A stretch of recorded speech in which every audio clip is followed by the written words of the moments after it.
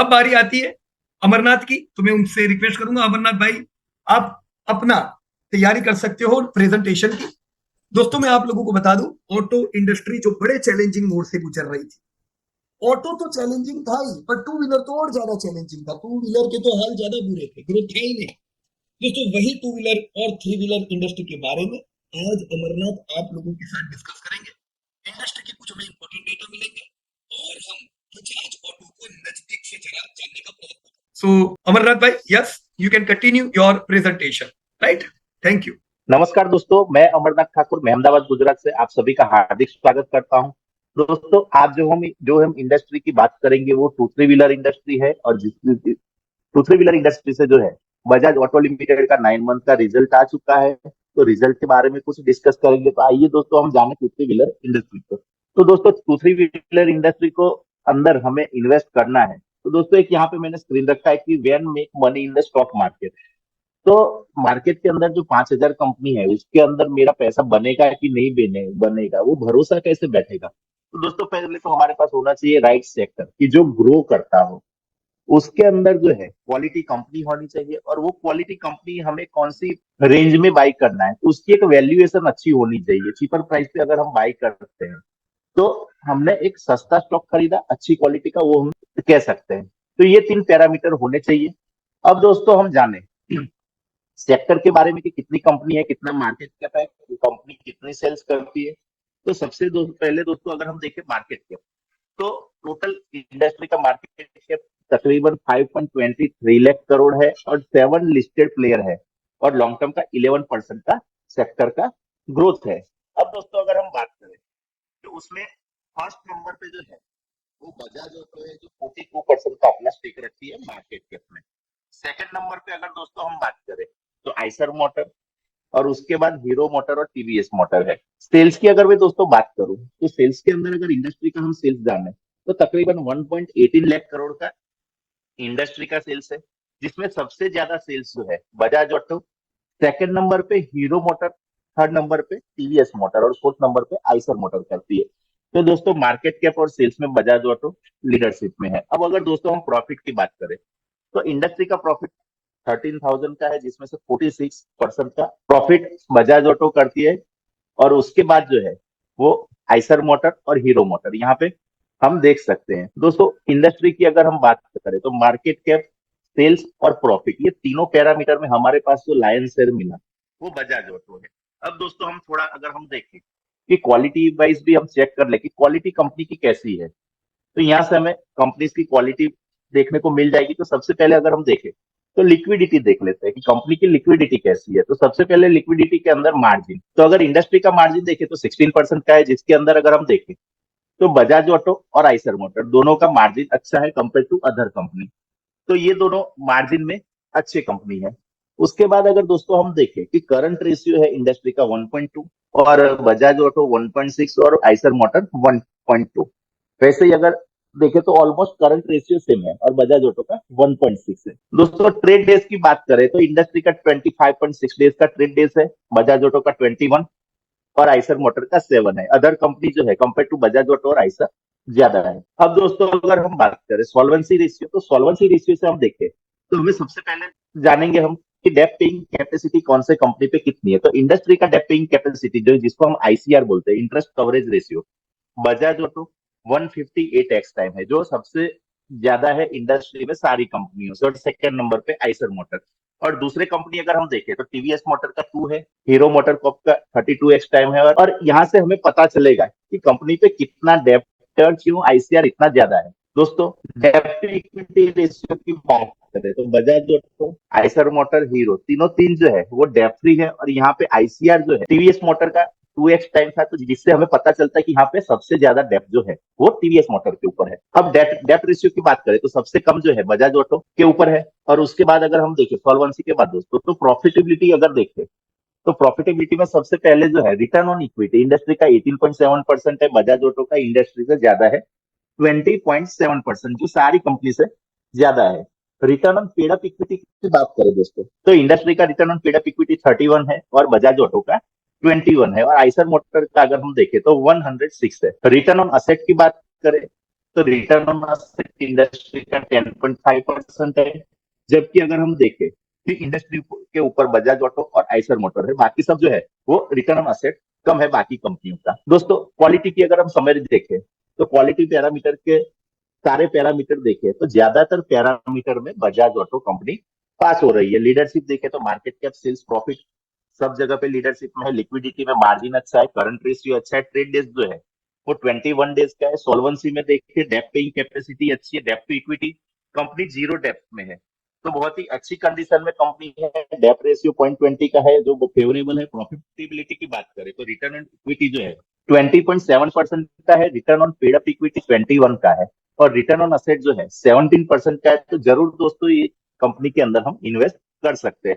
अब दोस्तों थोड़ा हम जान ले कि कंपनी का पास्ट परफॉर्मेंस जो है वो कैसा रहा। तो दोस्तों हिस्टोरिकल एनालिसिस जानना बहुत ही जरूरी है ताकि हमें पता चले कि कंपनी ने पास्ट में कैसा बिजनेस किया। तो दोस्तों अगर हम यहाँ पे देखें तो कंपनी 2000 ईयर के अंदर 3000 करोड़ से अपना बिजनेस लेके आज तकरीबन 36,000 करोड़ के ऊपर का बिजनेस कंपनी कर रही है। तो अपने आप में एक अच्छी बात है कि कंपनी कांस्टेंट ग्रोथ कर रही है। और सेल्स ग्रोथ अगर देखें तो कंपनी का 11% का सेल्स ग्रोथ है। प्रॉफिट ग्रोथ की दोस्तों अगर बात करें तो कंपनी ने अपना प्रॉफिट जो है 600 से आज 6000 करोड़ के ऊपर पहुंचा है, और प्रॉफिट ग्रोथ 17% का है। दोस्तों मैं यहाँ पे बताना चाहूंगा कि कभी कभी प्रॉफिट यहाँ पे थोड़े से डाउन हुए हैं, लेकिन अगर मैं देखूं तो कंपनी ने कभी भी अपने हिस्ट्री में लॉस नहीं किया है। तो यहाँ से अगर हम देखें तो कुछ जगह पे कंपनी ने प्रॉफिट कुछ समय के लिए डाउन रहा, लेकिन कंपनी ने लॉस नहीं किया है। अब दोस्तों अगर हम मार्जिन की बात करें तो मार्जिन एवरेज 15% का कंपनी ने मेंटेन किया लास्ट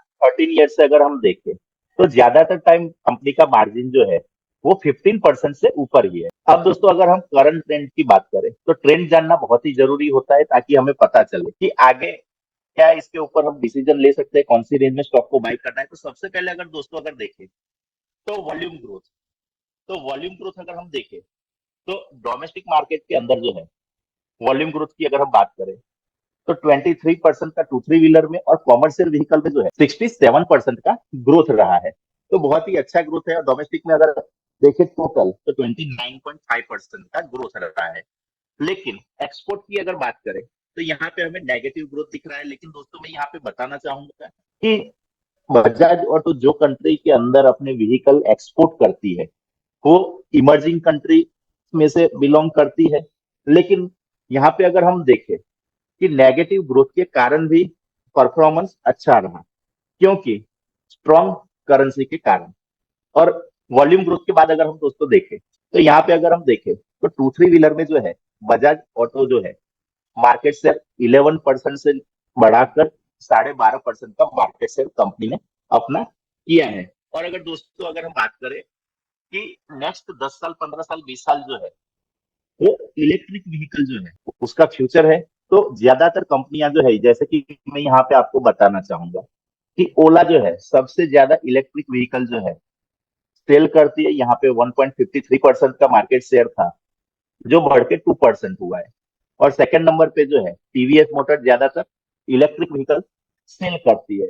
और थर्ड नंबर पे अगर हम देखें दोस्तों तो चेतक टेक्नोलॉजी जो बजाज ऑटो की है उसने ये क्वार्टर में 12,000 इलेक्ट्रिकल व्हीकल अपने सेल किए हैं और 15,000 का नेक्स्ट क्वार्टर का टारगेट है। तो हो सकता है थर्ड नंबर पे से फर्स्ट नंबर पे नियर बाय हमें थोड़े दिन साल में हम देख सकते हैं कि इलेक्ट्रिक व्हीकल में भी बजाज ऑटो अपना अच्छा परफॉर्मेंस दे। अब दोस्तों अगर हम थ्री व्हीलर की अगर बात करें तो थ्री व्हीलर के अंदर अगर हम देखें तो मार्केट शेयर जो है 35% से 31% आया है, मतलब कि 4% कम हुआ है। लेकिन अगर हम देखें थ्री व्हीलर के सेल्स में तो मार्केट शेयर जो है सबसे ज्यादा बजाज ऑटो का है, और नियर बाय बजाज ऑटो की एक भी कंपनी नहीं है यहाँ पे। दोस्तों सेल्स, प्रॉफिट और मार्जिन अगर हम करंट के देखें तो फाइनेंशियल ईयर 2023 के अंदर 10% का सेल्स ग्रोथ था जो बढ़ के 29% हुआ क्वार्टर 1 के अंदर, और H1 के अंदर 17%, 9 मंथ में 22%।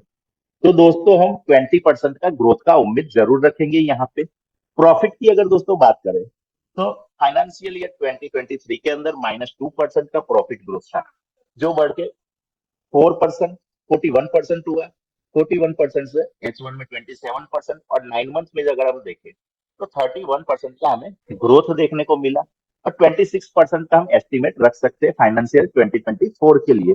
और मार्जिन में भी हमें अच्छा इंप्रूवमेंट मिला कि 60% से बढ़ के 17.5% का मार्जिन हुआ। तो ये एक अच्छी निशानी है। अब दोस्तों मेजर कॉस्ट की बात करें तो सबसे ज्यादा कॉस्ट कंपनी को कहाँ पे जाता है? तो मेजर कॉस्ट अगर हम देखें तो रॉ मटेरियल जो है 81% है, जो सबसे बड़ा है।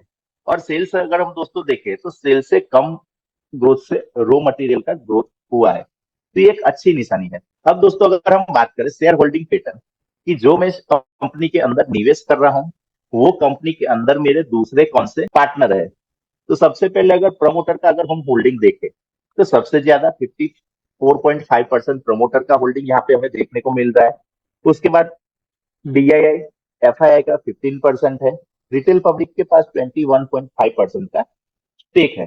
दोस्तों फ्यूचर में हम क्या उम्मीद रखें? तो करंट ट्रेंड हमने अच्छा देखा दोस्तों। मैं यहाँ पे बताना चाहूंगा कि ऑटो इंडस्ट्री के लास्ट 5 ईयर जो है वो बहुत ही बुरे निकले। लेकिन और यहाँ पे अगर हम देखें कि 5 ईयर के बाद जो है एक अच्छी डिमांड वॉल्यूम में हमें दिखी, तो जिसके कारण हम फ्यूचर में बहुत ही अच्छी उम्मीद यहाँ से हम देख सकते हैं। तो फ्यूचर में दोस्तों अगर हम सेल्स का फ्यूचर ट्रेंड देखें तो करंट ग्रोथ हम 2024 का 20% के हिसाब से देखें तो सेल्स तकरीबन 43,000 के करीब रहेगा। उम्मीद करते हैं लॉन्ग टर्म का अगर हम 12% का ग्रोथ भी देखें तो 86,023 के अंदर, और 1.5 लाख करोड़ का बिजनेस जो है बजाज ऑटो 2035 तक करेगी, ऐसी हम उम्मीद कर सकते हैं। क्योंकि फ्यूचर जो है जैसे कि मैंने बताया था कि नेक्स्ट 10 to 15 ईयर जो है इलेक्ट्रिक व्हीकल का फ्यूचर बहुत ही अच्छा रहेगा, और इंटरनेशनल एक्सपांशन जो है बजाज ऑटो का वो बढ़ रहा है। तो ये सब का बेनिफिट ये कंपनी को मिल सकता है। दोस्तों अगर हम प्रॉफिट की बात करें तो 26% का हम करंट ईयर में उम्मीद रखेंगे। तो company life time high profit पे रहेगी, ऐसा हम देख सकते हैं। उम्मीद करते हैं 12% ग्रोथ से अगर प्रॉफिट बढ़ता है तो 2030 तक 13,000 करोड़ और 2035 तक तकरीबन 24,000 करोड़ का कंपनी प्रॉफिट करेगी। अब दोस्तों फेयर वैल्यू की बात करें तो अगर मुझे फाइनेंशियल ईयर 2024 के अंदर स्टॉक बाई करना है तो फेयर वैल्यू बनती है 4,666। वही 2030 में फेयर वैल्यू बनती है 8,000। 2035 के अंदर तकरीबन 14,000 के नजदीक की फेयर वैल्यू बनती है। दोस्तों मैं कौन से रेंज में अभी स्टॉक बाई करूं? तो दोस्तों अगर हम देखें तो नियर बाय 4,600 के नजदीक जब भी स्टॉक आता है तो हम एक्यूमुलेट करेंगे, और टारगेट हमारा 3 साल का जो है नेक्स्ट ईयर में 11,000 तक हम ये स्टॉक को देख पाएंगे। दोस्तों चार्ट में अगर हम देखें तो लास्ट 15 ईयर्स में कंपनी ने 17x टाइम पैसा बना के दिया है विथ 45% एनुअल यील्ड। तो दोस्तों कांस्टेंट ग्रोथ और डिविडेंड दोनों हमें यहाँ पे मिलेगा, ऐसी हम उम्मीद रख सकते हैं। पोर्टफोलियो के अंदर दोस्तों 2% का हम वेटेज रखेंगे। पहले दोस्तों 1.5% का था। क्यों हमने 2% किया? क्योंकि ग्रोथ अब हमें यहाँ पे दिख रहा है। दोस्तों मैं यहाँ पे बताना चाहूंगा आज का जो ये मेरा प्रेजेंटेशन था सिर्फ लर्निंग पर्पज से था। कोई भी डिसीजन लेने से पहले आप अपने एडवाइजर से पूछ सकते हैं। थैंक यू दोस्तों, जय हिंद। क्या ग्रेट अमरनाथ भाई, बहुत अच्छा प्रेजेंटेशन था और स्लाइड एकदम बढ़िया थी, वंडरफुल। देखते रह जाए ऐसी, वहां से ध्यान ही नहीं हटेगा। गुड। Yes sir. दोस्तों जैसा अमरनाथ भाई ने आप सबको बताया दोस्तों कि बुरा हाल था पहले 5 साल से ऑटो में, अभी अच्छा ग्रोथ देख रहे हैं। आपने देखा चेतक में भी इन्होंने बोला 12,000 बेच दिए, अभी 15,000 की गोल की ओर बढ़ रहे हैं दोस्तों। इंटरनेशनल मार्केट में अभी बुरे हाल है, राइट, क्योंकि जो इमर्जिंग कंट्रीज में ये लोग माल दे रहे हैं वहां के हालत अच्छे नहीं है, राइट। तो उसके कारण दोस्तों ग्रोथ थोड़ा कम है, पर हमारे देश की करेंसी एक्सट्रीमली स्ट्रांग है, तो ग्रोथ वॉल्यूम में कम पर एक्चुअल रियलाइजेशन फिर भी अच्छा हुआ है, राइट। ओवरऑल आप क्या जो अमरनाथ ने बताया, क्या 12-15% ग्रोथ उम्मीद कर सकते हैं कि नहीं? मेरे को बोलो आप लोग। अभी मैं एक रिसेंट आपको एग्जांपल दूं। जस्ट अजय आज ही डेटा आए हैं फाड़ा के ऑटोमोबाइल के, कैसे आए होंगे? बहुत लोग सोचेंगे अरे मारुति बढ़ गया बेचो, टाटा मोटर बढ़ गया बेचो, बजाज ऑटो बढ़ गया बेचो। कोई जल्दबाजी करने की जरूर नहीं है, अभी तो शुरुआत हुई है, 1-2 साल तो हुए ग्रोथ के। दोस्तों जनवरी के भी मैं आपको ग्रोथ डेटा बताऊं, इट्स अमेजिंग। 15% का ऑटो का ओवरऑल ग्रोथ, टू व्हीलर 15% से बढ़े, राइट, पैसेंजर व्हीकल 13% से बढ़े। तो समझ लो Q4 के धंधे भी इनके बढ़िया ही आने वाले हैं। No need to worry at all, right. ये आपके लिए कुछ एडवांस इंडिकेटर हुए। बजाज ऑटो जरूर दोस्तों फर्दर भी हम इसमें अच्छा ग्रोथ उम्मीद करेंगे। ग्रोथ ट्रिगर है, देखो नए नए मॉडल्स आ रहे हैं, अभी बाहर की कंट्री नहीं परफॉर्म कर रही है, कल करेगी, ग्रोथ देगी। थ्री व्हीलर एक अच्छा ट्रिगर है दोस्तों, क्योंकि थ्री व्हीलर में ट्रांसफॉर्मेशन चल रहा है। पेट्रोल से सीएनजी और ई व्हीकल की ओर। आज ही के डेटा भाड़ा के बताते हैं कि 50% शेयर ई व्हीकल का हो चुका है और ये ई व्हीकल में बजाज ऑटो का बड़ा मार्केट है दोस्तों, राइट। अभी बजाज ऑटो की ई व्हीकल 23 सिटी में अवेलेबल है। कितने? 23 ओनली, थ्री व्हीलर्स। दोस्तों ये एक्सपांड क्वार्टर टू क्वार्टर करते जा रहे हैं, तो आपको वहां पे भी ग्रोथ मिलेगा। दूसरे देश में भी ई थ्री व्हीलर जाएंगे। टू व्हीलर में भी अच्छा करने लगे हैं, नए नए मॉडल्स और आएंगे। Just we need to stay still tremendously positive. हम तो दोस्तों वोट समय पे पॉजिटिव थे जब ऑटो का ग्रोथ नहीं था, तब लोग बोलते थे पीयूष भाई बेच दो ना यार, ये चलता नहीं है। मैं इसलिए कहता हूं दोस्तों, हर एक का नंबर लगता है, हर इंडस्ट्री की साइकिल आती है। बहुत वो नहीं कहने का कि जो चले उसके पीछे दौड़ो, ऐसा नहीं है, राइट। पेशेंस चाहिए थोड़ा। ऐसे समय पे जब इंडस्ट्री चैलेंजिंग मोड पे हो, एसआईपी करते जाओ, right, so that you can by your stocks eight better price. अभी बजाज ऑटो चला है, अब आप थोड़ी ना एसआईपी करोगे। रिलायंस चला है, अब थोड़ी एसआईपी करेंगे। इनके करने के मौके थे, right. So this was all your companies. दोस्तों मुझे पूरी उम्मीद है अमरनाथ ठाकुर ने जो बजाज ऑटो के बारे में समझाया, you were able to understand.